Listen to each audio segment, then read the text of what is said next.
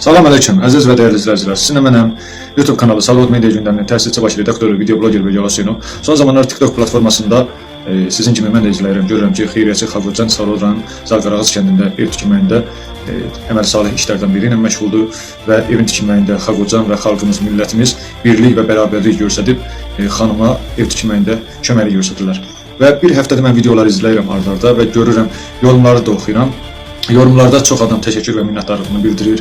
Xalqımızın, millətimizin birlik və bərabər olduğunu gözəl şəkildə yazırlar, adama ləzzət verir. Yorumlar içində belə bir yorumlar da mən rast gəlir ki, bu necə olur ki, xanım gəldi çölün düzündə bir palatka qurdu, palatkada yaşayır, indi ona ev tikilir. Həmən mövzunu mən bir bloger olaraq araşdırmışam, özümə və borc bilmişəm ki, bu necə olur.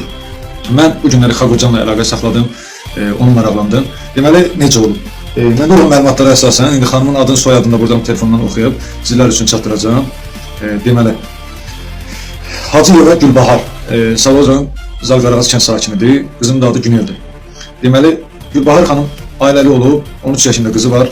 Nədənsə həyat yoldaşı rəhmətə gedib, həyat yoldaşı rəhmətə getdikdən sonra Gülbahar xanım Zalqarağız kəndində anasının evinə gəlib, ata yurdunda qardaşı, qardaşının yoldaşı, qardaşı balaları və anası ilə birlikdə müəyyən müddət yaşayıb. Nəsə ailə münaqişəsi zəminində Gülbahar xanımla qardaşının yoldaşı arasında münaqişələr, söz-söhbət, dava-dalaş olub, bir müddət belə olub. Deməli, Gülbahar xanım da planlayıb ki, evdən çıxsın, nəsə çıxa bilmir.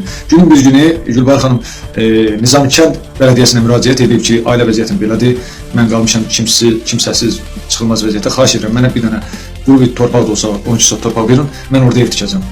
Deməli, Nizam Bələdiyyəsi sağ olsun, dərhal xanımın xahişi nəzərə alaraq Zalqarağız kəndində yolun kənarında 13 sot torpaqla xanımı təmin ediblər.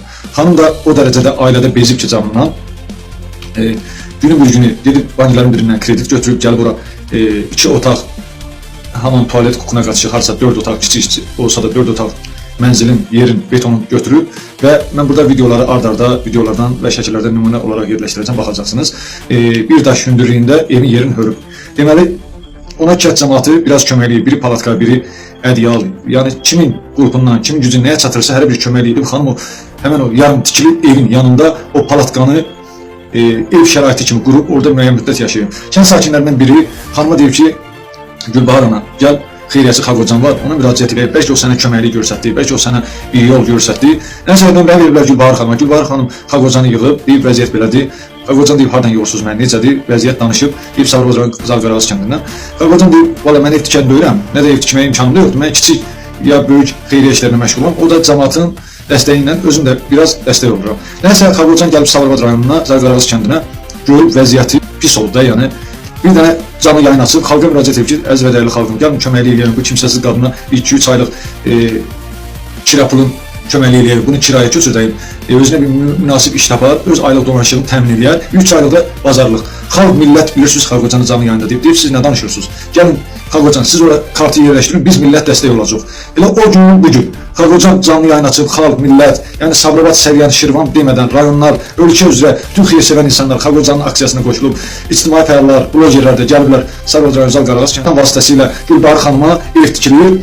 Həmin evin tikilməyində deməli, və burada səsi qulaq asıram. 2 otaqlı hamam, bir də hamam faiz bir yerdə dənə mətbəxdir. 12 metr uzunluğunda 4 metr. Otaqların sayı 2 otaq, mətbəx və hamam tualetdən olan ev xalqın millətin dəstəyi ilə tikilir. Bugünkü gündə işlər davam etdirilir. Hal-hazırda da mən videolarda yerləşdirəcəm. Hər gündə oradan canlı yayınlar açılır, xalqdan, millətdən dəstək olur və xalqımız, millətimiz dəstək olur. Pul atırlar Xalqocanın kartına və yaxud da başqa insanlar da orada növbəli şəkildə husussalar, yaxın insanların kartları qoyulur. Canlı yayın vasitəsilə atılan pullar orada deyilir və o pullar yığılır, çomalanır, materiallara, mala, mülkə verilir. Xanımın evin demək olar ki, Allah şükür qurtarıblar. Və bu işdə əmək zəhməti olan Xalqocana və onun timsalında bütün insanlara təşəkkür edirəm. Hətta mən canlı yayınlarda və paylaşımlarda bunu da izləyirəm ki, yəni kişi qadın demədən, vəzifəsindən, kimliyindən asılı olmayaraq hər kəs o xanımın maddi dəstək olur. Kimisi xanımın uşağına gətirib velosiped hədiyyə verir, kimisi yataq dəsti verir, kimisi kukuna mebli verir. Yəni o qədər insanlar xanıma dəstək olur ki, həqiqətən bu bizim Azərbaycan millətinə yaraşan bir nümunəvi addımdır, alqışlanası addımdır. Mən fəxr edirəm ki, gözəl xalqımla ki, belə bir xeyir işləri görür. Sağ olun, təşəkkür edirəm.